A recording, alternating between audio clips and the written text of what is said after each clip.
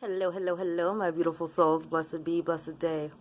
Um, so two things, really. Number one, I never watch my videos back, and the other day I accidentally cut one on.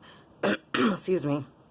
And I saw that it kept like freezing in the video, so I'm so sorry that you have to deal with that annoyingness. That seems to only happen if I try to, excuse me. I don't know what just happened with throat chakra, but okay.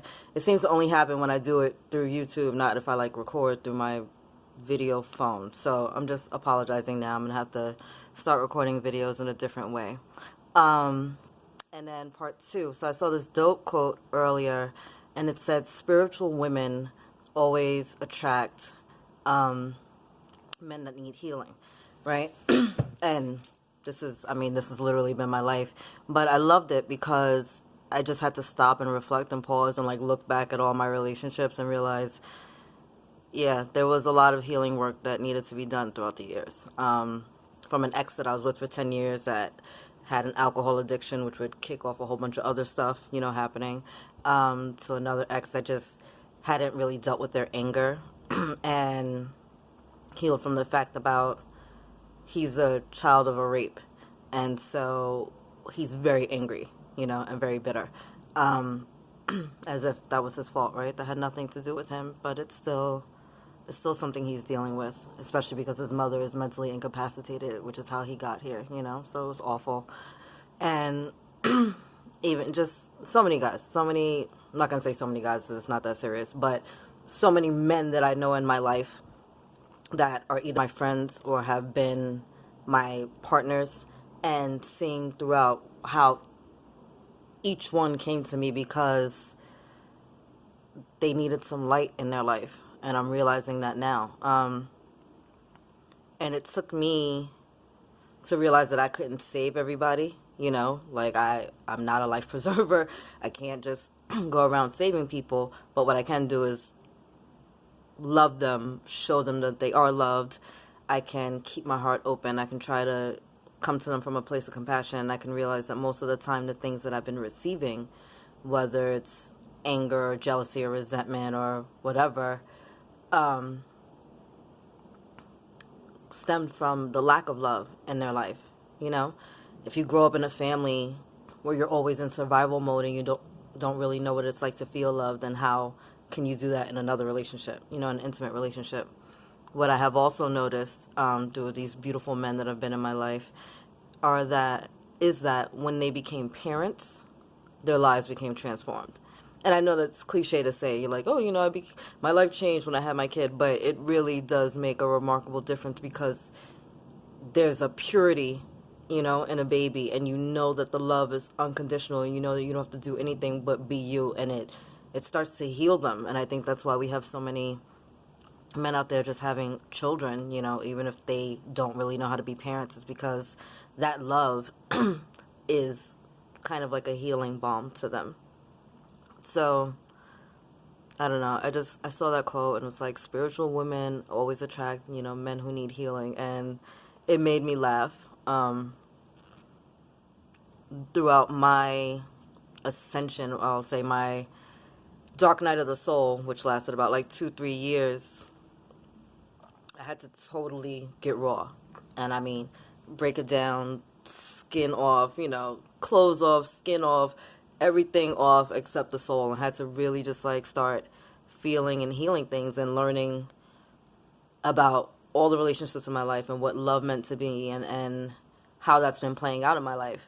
I even had a physical like pain in my right shoulder, which was huge, huge, huge, huge, huge, and burdensome because I use, I do physical labor. So for me to be in pain anymore, and doing what I thought was going to be a past life regression, I ended up doing like a walk through like the female side of my ancestral line, and seeing women be abused, seeing women disempowered, and seeing how hard they go to try to love someone enough so that the person will learn to love them back. Like it wasn't just me. Like I wasn't the only fuck up. Evidently, this is hereditary.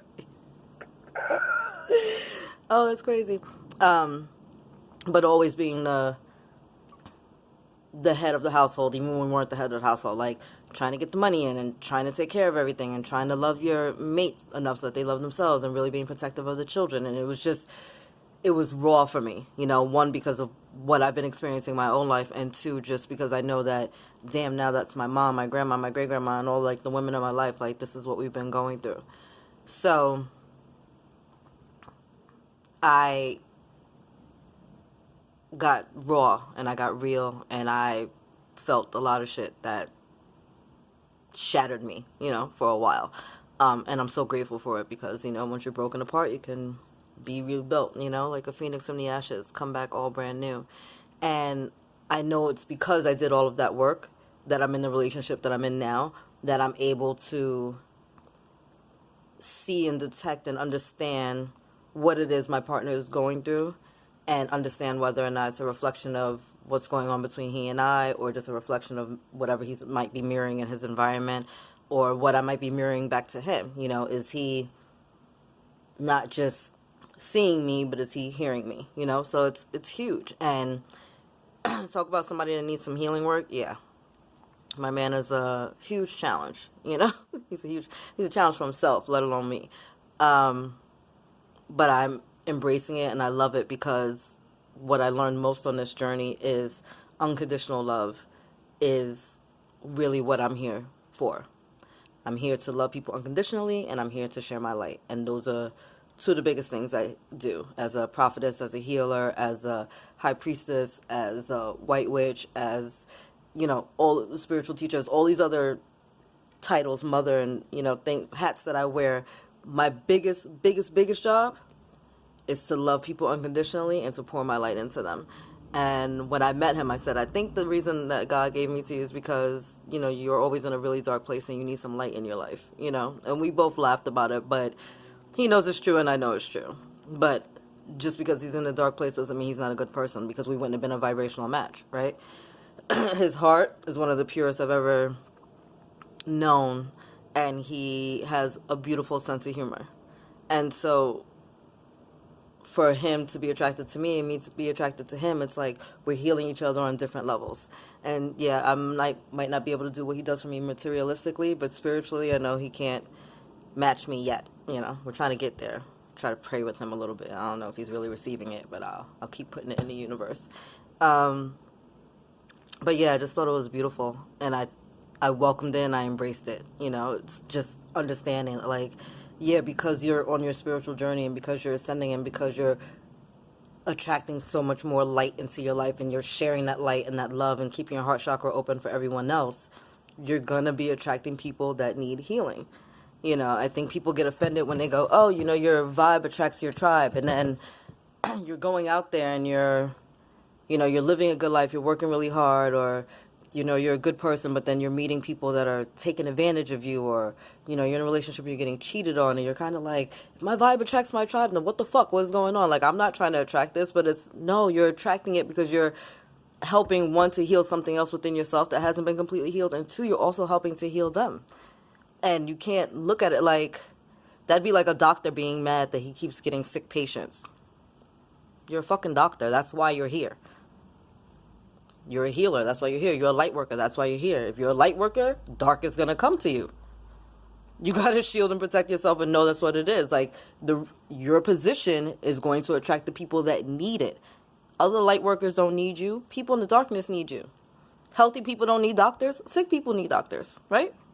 Make sense? You see people that are full just going out to restaurants and ordering more food? No, hungry people go to restaurants. Thirsty people go get something to drink. This is what it is. These are our roles. This is our task. So anyway, that was it. Again, apologies for all the, I don't even know how many fucking videos I posted, but all the videos that are obviously in fuckboy mode that are, I don't even know. I'll contact YouTube about that, but I'll just be doing it a different way.